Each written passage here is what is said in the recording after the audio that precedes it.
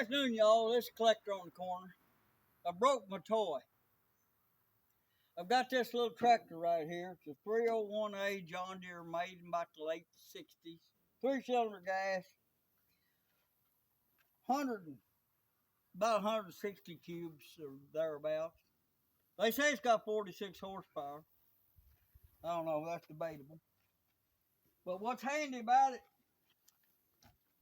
is it's got power steering, it got an 8-speed transmission, power brakes, got this little canopy, keeps the sun from baking your head, and it got a mid-mount PTO mounted mower.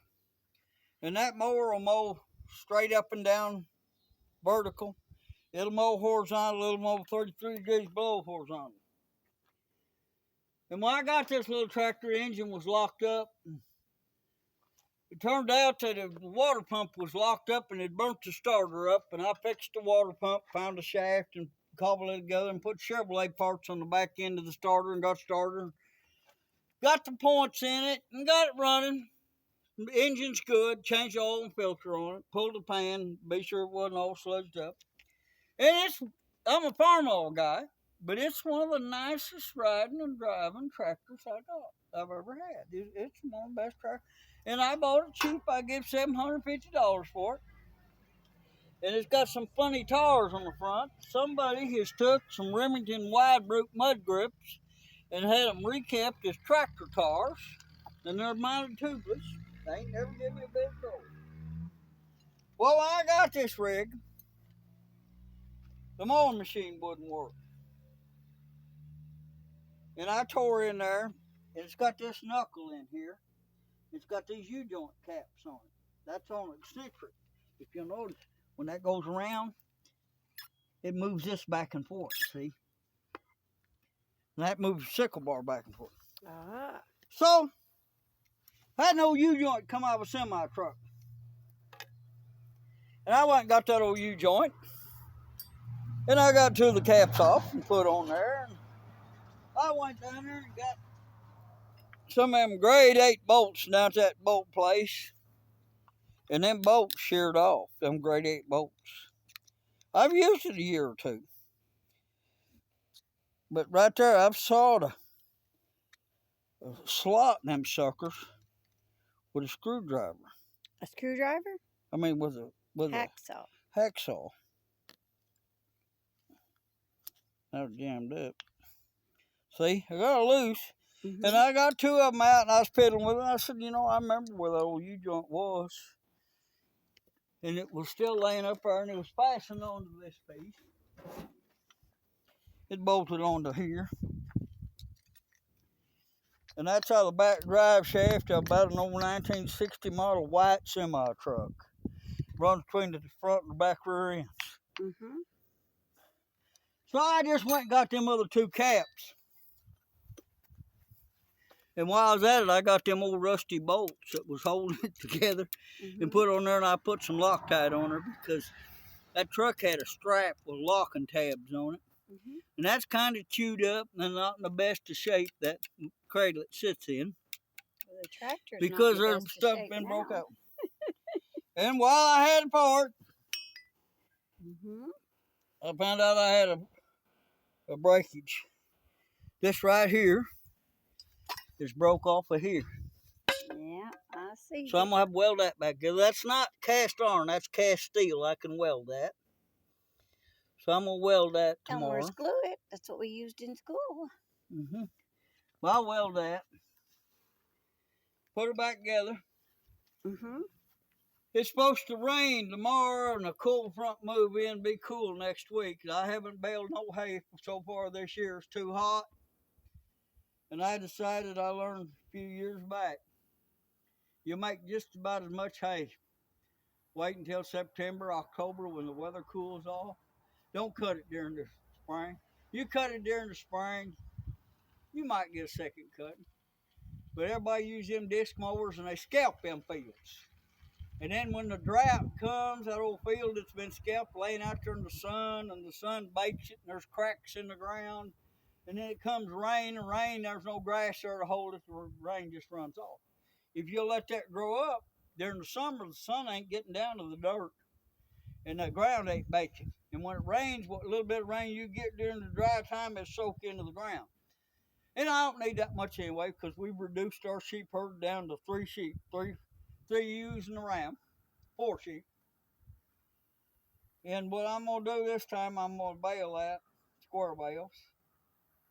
And I've got a little horse trailer that's enclosed. I'm gonna fill that horse trailer up. However much it takes to fill that up is what it'll be to feed the sheep. And the rest of it, I'm gonna bale it and stack it up out there and let it rot and use it on my garden or whatever. I don't like to buy hay because people spray poisons and spread chicken litter on it. You don't know what kind of noxious weeds and stuff they got in there. They want too much money for their hay anyway. And so probably Monday or Tuesday I'm gonna mow hay, and I'll probably bale it the next day or the day after. This time of year, hay don't have a lot of moisture in it. You don't got to ted it or nothing. Most time you can just cut it, let it lay there a day, and rake it and bale it right behind the rake. You don't have to do anymore. But anyway, they're saying that this little tractor has 46 horsepower. I don't see them. Maybe they're hiding in there. Nope.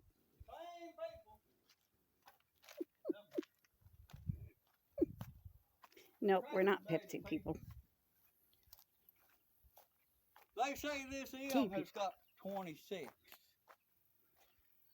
This 26 horsepower M had 248 cubic inches in it. This here's got 4 inch more, it's got 264. Then they turn around, the same people say that this 350, which is 175 cubic inches, it got 35 horsepower.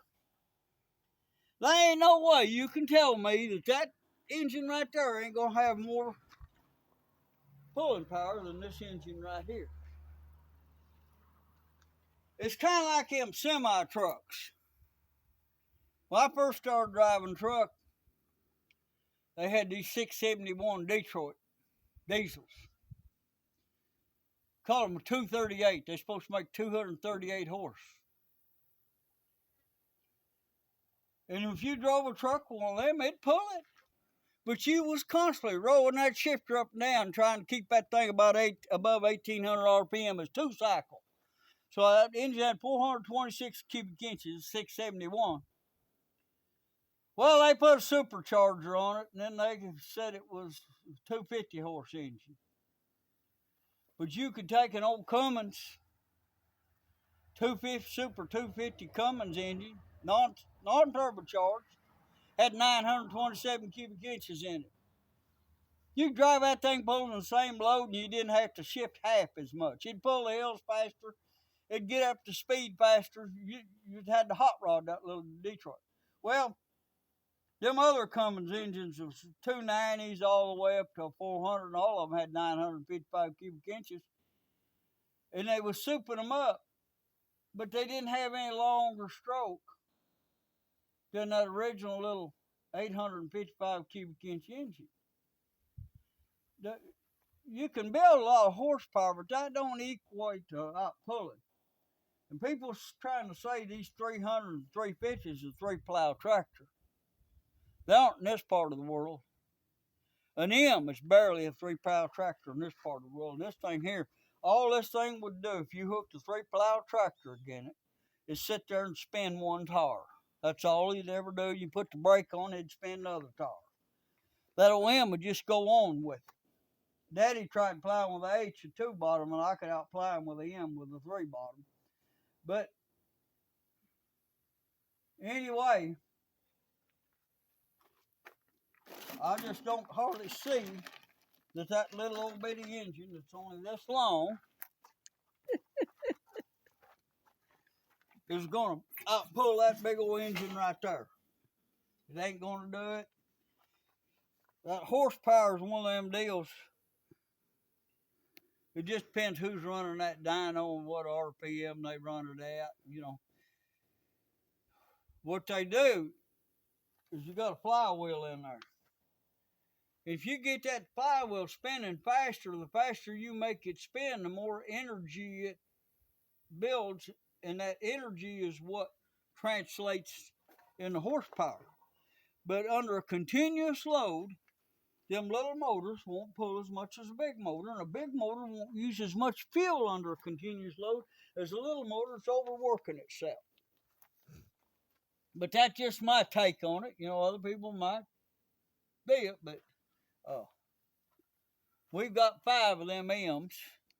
5? What in the fudgesicle's for? Well, we got one junk one. We got 6, actually.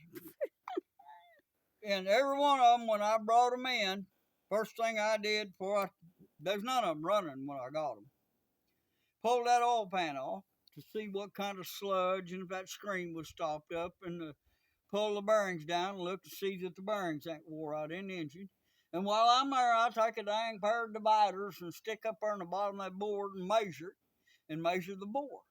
And every one of them so far has had a super bore kit. Instead of a 2 7/8 inch bore, they all got 4-inch bores, so they all got 264 cubic inches, the same size as a super M. Is that good? But that's just one of the things I do every tractor I get. I pull the oil pan and look inside there and clean it up. More often than not, I find a pile of sludge. There wasn't no sludge in that little John Deere. It was really clean on the inside, but it belonged to state agencies. That's good. But anyway. Yeah.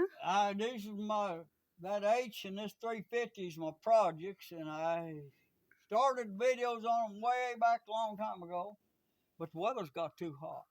Yeah, it's still hot It's been right too now. Hot. It's hot today. Yeah, it's hot today. But just cool. I get my hay in cool weather. I'm gonna put these back together, and or drag them down to the salvage yard. Yeah, I guess. Anyway, one other thing about it, all of these 350s and 300s, this here is extra long. Why? And they're longer, and they don't turn as sharp. Why? Now this one here says TA on it.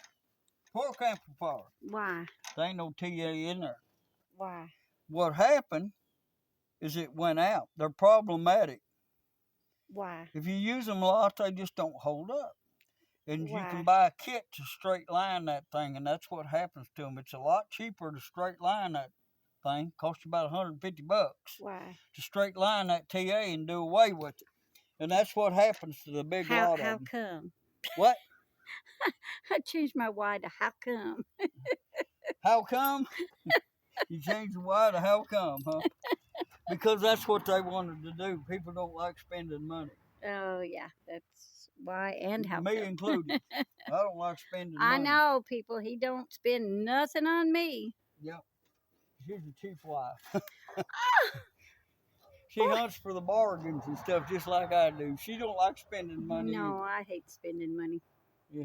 She tries to save some, but I'll find it. Yeah, Randall. What she saved up and go to auction and spend it Randall on her. won't let me save no money. But anyway, I guess I'll tell the story about it. First M I ever bought. I give $175 for it. It was junk. Why? And only had one tricycle front end, supposed to have 2 tires, only had one on it because the spindle was bad and it wouldn't hold bearings. Mm-hmm. And it barely run. You could crank it, didn't have hardly any compression. You crank it, that hand crank had magnesia, no battery or nothing on it. You felt sorry for it. Anyway, it'd start, but if you revved it up, it'd miss so bad it wouldn't hardly pull. And I brought that in. My daddy, he was plowing them fields with an H with the 214 Alice Chalmers. He had to go, he'd put overboard kit in that H and everything new in the motor, and he had to go in first gear around that field. He'd have to stop down there about every 3 rounds or creek, get a 5-gallon bucket of water and pour over the radiator to cool it back down, keep from burning it up. Mm-hmm. I got to messing out of him, took the mag apart and looking at it. I decided instead of running out of gas, it was running out of spark. And the spring on the points was so rusty, was barely holding, and it just worked at idle. And when you revved it up, the points wouldn't close. And I put another set of points in there and got it running, cleaned the plugs. And I pulled in that field, and I found there was a plow there. It was a 3/16, and it had hydraulic cylinder goes on it, and I rigged that up to that belly pump on that M where I could lift it out of the ground with that hydraulic cylinder. I pulled in there, and boy, it pulled good in first gear, and I kept going up gear, and I got the fourth gear half throttle, and it's still pulling it. Now, I wasn't burying them 16 inches deep. I was burying about 14, 15 inches probably. Anyway, but it was going as deep as that old 14 was, and I pulled in that furrow behind my dad. I caught him pretty quick, jumped, lifted that plow, passed him, dropped down in front of him, went on. Second time I went around him, he parked at a wage over under a shade tree. And old M used the gas, boy. He went to town and got me some more 5-gallon buckets of gas. And I finished plowing all them fields. He had 3 little fields he planted corn in. We got all done. He said, yeah, that M used a lot of gas. He said, but it plowed them fields in half the time that H would, and you only used half the fuel. And that's what it is. A big engine, if you're working it, it's more efficient than a little engine that's been overworked. And that's my theory on it anyway. Okie dokie pokey. So we'll say goodbye and good luck to you. And maybe next week you'll get to see a video of me working hard in the hayfield. Sorry, I had to laugh. Thank y'all. Please like and subscribe. Bye.